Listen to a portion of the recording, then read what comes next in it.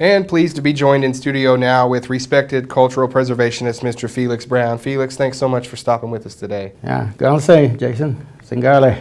Well, Felix, today we're talking about Yuchi Fest. I know you're very excited as well as a lot of people around, but first off, for our audience that may not know, and a lot of them may not know, we get all kinds of people that watch our program, but just talk a little bit about the relationship that exists between the Yuchi people and the Creek people.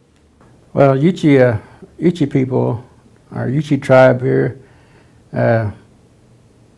we're part of the Creek Nation under what they always tell me is a Creek Nation umbrella. You know, we're part of it, just like the other tribes that are with us, like the Okmulgee and Alabama Cosada, Toptoko, and Yuchis are part of that group that's with the Mvskoke Nation. We're different. We have our own language. Some of our traditions are different, but we still carry on our traditions that we had brought with the Mvskoke Creeks and the Yuchis when we come over here from the southeast. So we're trying to keep that going. We have 3 active ceremonial grounds the Yuchis have. The first one would be our what we call a polecat Kellerville ceremonial ground, and Duck Creek ceremonial ground, which I am the Henny Hall from Duck Creek. And then we have an Iron Post. It's in Bristow area. So, but you know, it's a family. It's all it is, you know, family. But the Yuchi language is different from Mvskoke Creek and others. Now, there's a lot of things. You and I talked just before we came on camera here. There's a lot of efforts to preserve that Yuchi language, and there's a lot of young Yuchis that are meeting weekly and learning the language and getting involved in it. And there's even a Yuchi house there in Sapulpa. So there's a lot of things I'm sure that you're proud of as far as the preservation. Yes, our Yuchi language, and you know, like I said, we're teaching our young ones their language, and they're learning that real good, you know. And we have two Yuchi programs. One is in Kellerville, that's under Lester Rivas over there, and then the one in Sapulpa under Richard Grounds. So you know, but they work together also. You know, that's and they said, you know, it was kind of spreading out, but you know, you got the young ones that do the language. We had Richard had taken a few to Washington D.C. A week or so, and they got to go see Washington. Right, I saw that on Facebook. I saw all the smiling faces there. It looked like they were having a great time, and it's so wonderful to see any kind of preservation, but especially when it's so close to home. Like you said, we're all a family here. But we're talking about Yuchi Fest, and you know, really not hadn't been going on too long, but I know you all are excited to keep it going every year. Lots of activities out there. Talk about Yuchi Fest coming up. Okay, Yuchi Fest. This is our 20th Yuchi Fest. Okay, yeah. Yeah, 20th, and we started it a few years back. There's a place in Kellerville used to be called Silver Dollar Ballroom, and the tribe had bought that, and then we started there first, and then we try to find different venues for to hold it, because you know, it would get more and more people come to it. Mm-hmm. And we had it at Creek County Fairgrounds, and then Glenpool. I always enjoyed that our program at Glenpool, because it's kind of center location for people from the north and from the south to come to Glenpool. But it's been going on 20 years. We try to have something for the young ones and our elders, and bring in, like I said, the Yuchi children. They have a Yuchi play that they do on a Friday night. Let me start over. On a Friday night, we usually have a traditional meal, a supper, and you'll have to pay for that also. But then after that, we have our Yuchi play, which, like I said, both Yuchi groups come in and they do a program for us. Then we have a bingo after that on a Friday night events. And on Saturday, we try to bring vendors in and we don't have too many events for outside or have a horseshoe tournament, weather's permitting, to have it. And then vendors, like I said, vendors come in. Then we have demonstrations. We have a loom weaving demonstration, stickball demonstration, can making, and dressmaking. And this year we'll have the bow making with John Brown. But that's some of the events. And Mike Postopa, he's a well-known fancy dancer. He'll come in and dance for us that afternoon. Come in and do that. Would that be on Saturday? That'd be on Saturday also. So most of it actually happens during Saturday? Yeah, okay. Well, this year I think you guys are going to be over at the Mvskoke Dome. Is that right? Yes, we're at the Dome this year. It's going to be it's a nice venue for us. It's a pretty modern area because everything is there for us already. All we got to do is just have people come in and set up for us. And because used to we had to work a day ahead or two to try to get things lined out and taken care of. Like I said, weather permitting, you didn't know how your horseshoes were going to work outside. But like I said, it's a good venue over there. And we plan on, if we can have it again, we might do it again, because it's... I was going to say, it's great.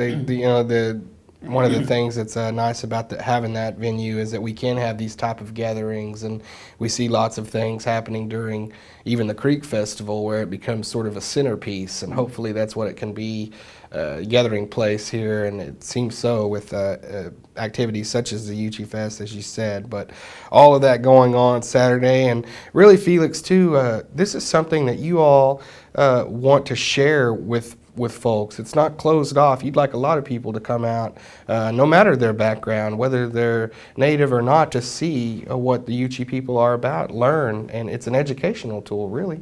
Yes, we have done quite a few exhibits we've done one for Gill Creek's museum up here. They kind of honored us, the Yuchi's people up there, and then like I said, when we do this program, we kind of did it after the Creek Nation, because they were having their Creek Nation festival. Then we wanted to have our Yuchi festival. So, just so the kind of difference. I mean, they knew the difference, but you had to show them. And it's a good time to do it too. I mean, people talk about the Creek Festival, and like you said, you kind of model it after that. You want to have some kind of festival atmosphere. But at Creek Festival, it's so dang hot all the time. Now you all are in the fall. It's turning a little bit. It'll be nice just to be out and about, and I'm sure that's another reason you like to have it in the fall. Yes, yeah. Well, like I said, we're ceremonial people, so we kind of wait till all our ceremonial dances are finished up, and then we can carry on with, get our festival in after that. And that's one of the things that we look at. We try not to work through the ceremonial seasons. Yeah, and just as you said, just wrapping up with ceremonial season, and for people out there that may not know, talk about too when that happens for you all. I mean, it's in relation to Creek Nation as well, because I know a lot of people that go to different ceremonial grounds will visit and come to Duck Creek as well, and maybe Duck Creek ceremonial members will go to other ones, and it is a lot of people are going to the different ones and sharing with each other. But talk about how long your season runs there, and the green corn and everything for those out there that don't know. Well, whenever we always start, just like anything else, you start after your festival to try to plan for the next year coming up, and you try to get a date close to when it might happen. So, like I said, November is usually the best time to do it, and whenever we do this. We try to get our flyers out probably about May or so, and that way get the information out about the festival, and not only flyers that go to different communities, and different. I went to, like I said, went to the radio station here and try to get out the word for the festival. But like I said, it starts from when we end this one to see what our next date might be, and then, but we try not to conflict with the ceremonials. We'll still plan, but we still not try to be a conflict with the ceremonials, because like I said, we're married into their ground also. We got people, our people are married into different ceremonial grounds, so. And we're just, tickled to death to be just another outlet for you all to get your information out and tell the people, and that's what we're doing here today. So Yes. we are happy to get it out there, and like I said, going on all day today. Of course, we air here on Saturday, but all kinds of time to get out to the Dome today and find out what the Yuchi are all about. And Felix Brown here will be glad to let anyone know. I'll speak for you and say that anyone that wants to know about the culture, about the people, you'd be thrilled to share it with them. Yes, I'm there, and then like I said, we have others there also, and You'll probably have a hat on, though. yeah. Okay. I didn't say anything about our Yuchi elders. Our Yuchi elders are there's few Yuchi elders that speak the fluent language, so that's what they're leaving us, but that's we always try to recognize them, have them be there for us, because I grew up. Mvskoke, he was an apprentice of mine, and I was an apprentice of his anyway, and he taught me quite a bit. Well, we do want to honor them, we want to respect them, and always mention our Yuchi elders, our Mvskoke elders, any chance we get, because just going and listening to them speak Yuchi, even if you don't even understand it, you get that sense of history. It's almost like reading a book and getting to look into the past. And while they're here, we need to hold on to them as long as we can and soak up as much knowledge, culture, and understanding while they are here. So we appreciate you mentioning that. And Felix, is there anything before we let you go that you'd like to remind us about? Just come on out and enjoy the time with us. Have a good fellowship, and like I said, it's a reunion.